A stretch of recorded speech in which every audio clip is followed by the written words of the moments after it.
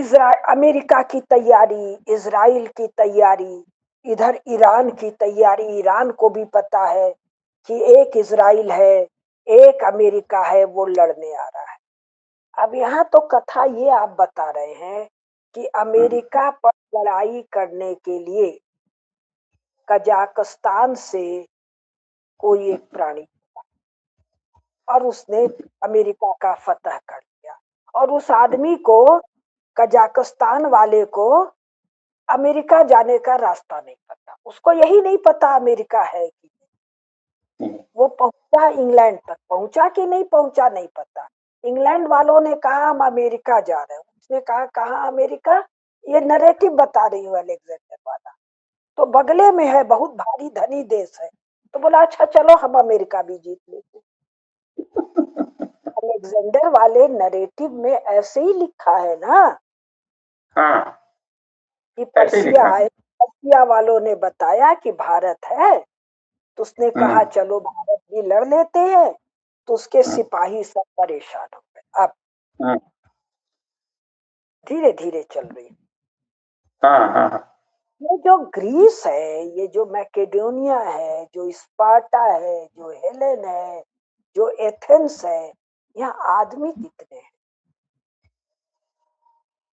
शायद उस पूरे कालखंड में 50,000, 1 लाख कर लीजिए, 2 लाख कर लीजिए।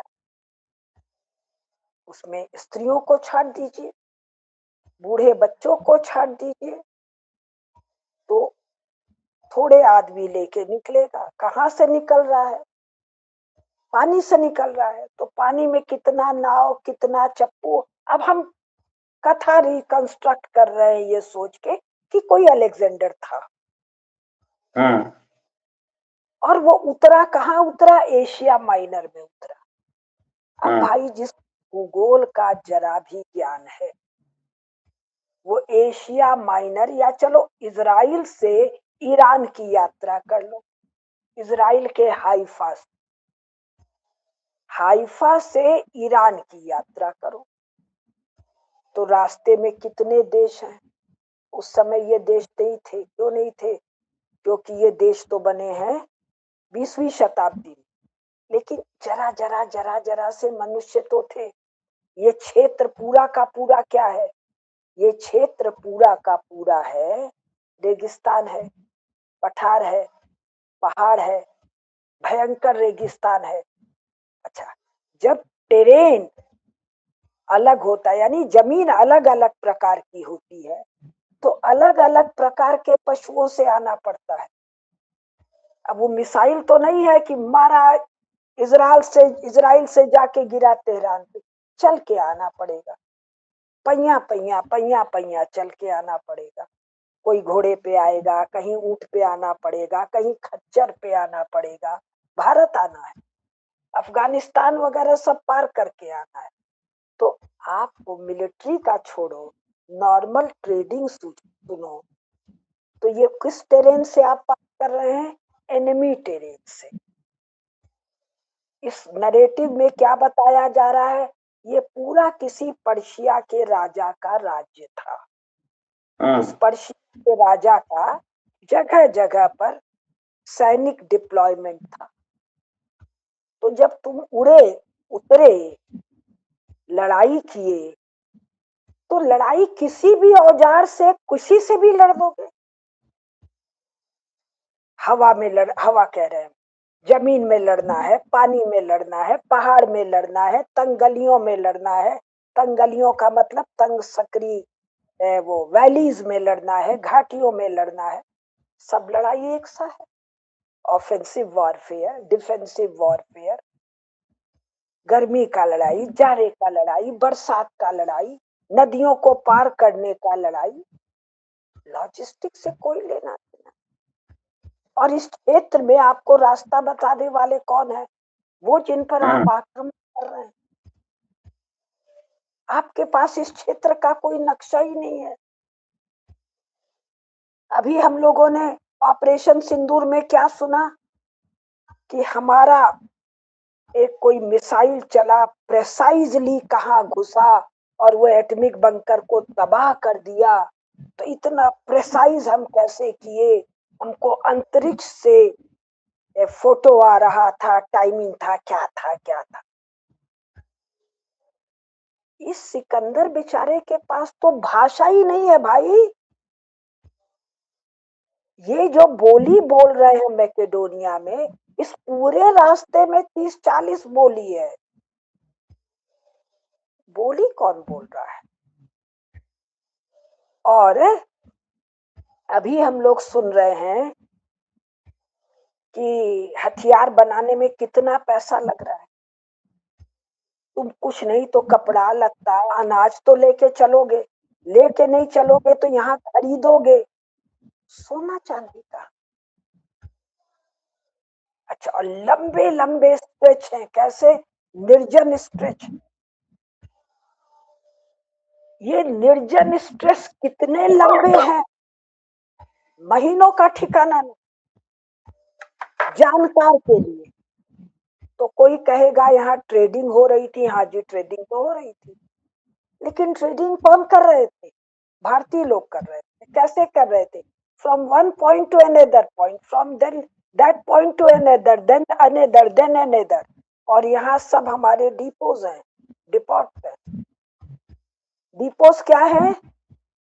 जहां दूसरा व्यापारी बैठा है, हमारा कोई मुंशी बैठा है, हमारे लोग बैठे हैं, हमारी बस्तियां बैठे हैं, हम हजारों साल से कर रहे हैं, भाषा का ज्ञान है, शादी ब्याह है, आपस में सब कुछ है, धन संपदा आ जा रही है।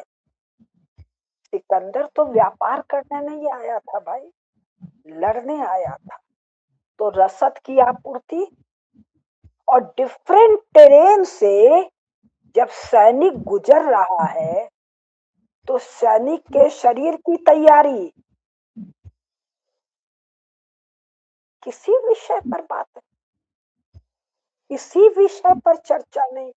मतलब चंडू खाने की ऐसी गप भारत में पढ़ाई जा रही है और कह रहे हैं हमारे यहाँ डोभाल साहब हैं, सचमुच में हैं। हमारे यहाँ एस जयशंकर साहब हैं, सचमुच में हैं। हमारे मोदी जी, शाह जी को इतनी रीजनिंग नहीं है, धर्मेंद्र प्रधान को तो नहीं है, यूनिवर्सिटी के प्रोफेसर को नहीं। अरे हमारे आर्मी के 5 जनरल को बैठा लो भैया। आज भारत की सेना को ग्रीस पर आक्रमण करना पड़े, और ये पूरा एनिमी एरिया नहीं है, सेना को मार्च करना है, हवाई जहाज से लड़ाई नहीं करना है, मिसाइल ड्रोन से लड़ाई नहीं करना है, पाकिस्तान से गुजरने में आफत हो जाएगी, ईरान से गुजरेंगे मान लो, अपने मोदी जी का सब लोग से दोस्ती है, लेबनान से भी, यूएई से भी, इजराइल से भी, कितना पैसा खर्चा होगा। तो वॉरफेयर चंडू खाने की गप है। अच्छा, दूसरे ये जो नरेटिव सिकंदर का मिल रहा है, इस नरेटिव में विश्व विजेता होने की तो बात ही नहीं हो रही है। इस नरेटिव में वो ईरान तक आके जीत रहा है, जो कि फालतू नरेटिव है। फालतू नरेटिव ये है कि ईरान का करने, ईरान का कोई भी प्राणी राजा क्या करने पैसिफिक तक जाएगा, मेडिटेरियन तक जाएगा। राज्य के विस्तार के लिए आवश्यक होता है कि वहां से आपको रेवेन्यू मिलता है। ये तो फुल पॉपुलेटेड इलाका है। कब तक? 18वीं 19वीं शताब्दी तक।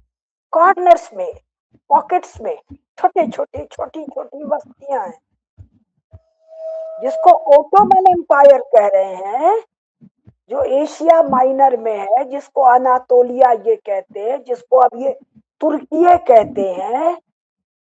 20वीं शताब्दी में बगदाद उसके लिए ऐसे जैसे हमारे लिए चांद है। ये तो वर्णन हमको वर्ल्ड वॉर की लड़ाइयों में मिलता है। 20वीं शताब्दी जब भारत से सेना जाती है बगदाद में, मेन तुर्की से कोई, ऑटोमन एम्पायर से सारे कनेक्शन टूटे। कारण 20वीं शताब्दी में इतना दुर्गम है यात्रा। और आप 2300 साल पहले सिकंदर को ग्रीस पार करवा के ईरान तक पहुंचा दिए, और ईरान में किसी ने खबर दिया भारत है तो ये भारत चल दिए। उसके पहले किसी ईरानी ने भारत पर आक्रमण किया है? और कितना भी पहाड़ चढ़ लेते हो बर्फ में, जो बर्फ में चढ़ने वाला तुम्हारा सैनिक है वो रेगिस्तान के लिए भी क्लाइमेटिकली करेक्ट है, और तुम्हारा ऊंट जो है या हाथी जो है वो पानी में भी चल लेता है, पहाड़ में भी चढ़ता उतरता है, जहाँ बकरी और खच्चर के अलावा कुछ नहीं चढ़े। यानी ये एक ऐसा नरेटिव है जिसमें केवल छेद है, मच्छरदानी भी नहीं है। मच्छरदानी में छेद कनेक्टेड है, चलनी भी नहीं है, चलनी में छेद कनेक्टेड। ये बड़ा गोला है। अब इसको पढ़ने वालों पर हम क्या, इतनी मोटी पुस्तक मैं 3-4 साल पहले दिल्ली से खरीद के लाई, सिकंदर नामा, इतना मोटा था। और तो उधर में चली गई, कविता वाले में था तो मुझे लगा ओरिजिनल हिस्ट्री। इस ओरिजिनल हिस्ट्री में सिकंदर मुसलमान है, मियाँ है, और वो एक बहुत इंपॉर्टेंट सोर्स ऑफ हिस्ट्री है। वो ग्रीक नहीं है, वो मियाँ और राम जाने क्या क्या करामात करता है, वो भी हम आप लोग को दिखाएंगे। तो ऐसे लेखन नरेटिव के आधार पर, इतिहास में ऐसे लेखन नरेटिव के आधार पर मोदी जी कहते हैं भारत 1000 साल से, तो 1000 तो नहीं कहना पड़ेगा, जान लेना पड़ेगा, हजारों साल से गुना। अब जो मेरी खोपड़ी चली कि भाई सिकंदर के पहले कोई भारत नहीं आया, भाई महाभारत ही उठा लो तो 5100 साल पहले, और महाभारत में कौरवों और पांडवों के पक्ष से समस्त जम्बू द्वीप से, यानी आज का यूरोप और एशिया, समस्त जम्बू द्वीप से सेनाएं आ रही हैं। लेकिन सब सेनाएं चक्रवर्ती सम्राट के 2 पुत्रों में लड़ाई में, कुछ इधर से ज्यादातर रिश्तेदार हैं, बाकी सब करद हैं, टैक्स पेयर हैं, ट्रिब्यूट देने वाले लोग आ रहे। तो इनमें से तो अधिकांश को रास्ता वास्ता पता है, आ रहे हैं जा रहे हैं, कोई नहीं आया आक्रमण। और सिकंदर के बाद से लेकर आज तक 2000 साल तक उस यूरोप से कोई नहीं आया, लेबनान से, जॉर्डन से, इजराइल से, सऊदी अरेबिया से, इराक से, ईरान से कोई नहीं आया आक्रमण कर, यूरोप से भी कोई नहीं आया आक्रमण कर। चाहे भाई सिकंदर वालों ने तो रास्ता दिखा दिया था ना, इसलिए नहीं आया क्योंकि ये आप माजूम खा कर लिख रहे थे। माजूम खा के आपको दूसरी कथा नहीं सूझी, एक पेट भर गया।